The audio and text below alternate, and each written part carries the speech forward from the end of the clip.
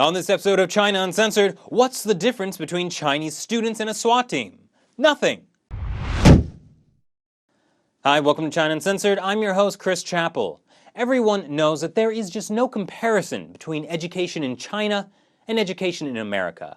I mean, China cranks out little engineers like there's no tomorrow. And considering there's almost no drinkable water left in the country, there might not be. I mean, when I was a kid, my school made me take pointless classes about art and music, debate and rhetoric, literature and history. What a waste of time!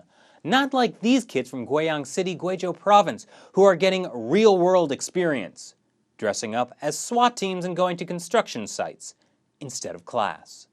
Apparently, Guiyang City's local government decided to forcibly demolish 51 buildings on October 12th. And the problem with forced evictions is that sometimes the people getting forcibly evicted tend to fight back. I mean, they were already given little to no compensation. What more do they want?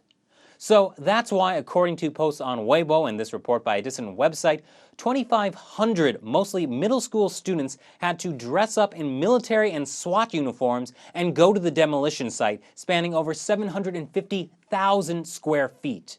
If they didn't, they'd be expelled. Forced demolitions are big moneymakers for local governments. Since the land all technically belongs to the government, they can appropriate it at any time they want and sell it to developers for quite the profit. But then there's always the problem of someone fighting back to keep their land and self-immolating in protest, and that can be a real hassle.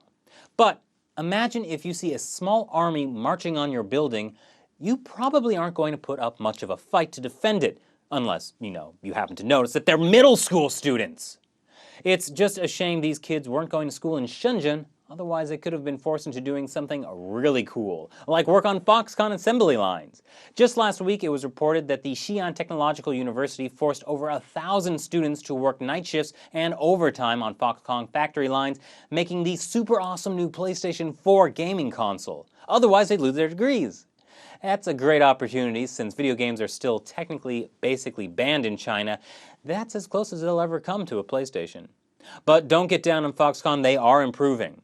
I mean, forcing university students to build PlayStations is still better than last year when they were using underage employees, some as young as 14, to build Nintendo's Wii U. I mean, everyone knows a PlayStation is cooler.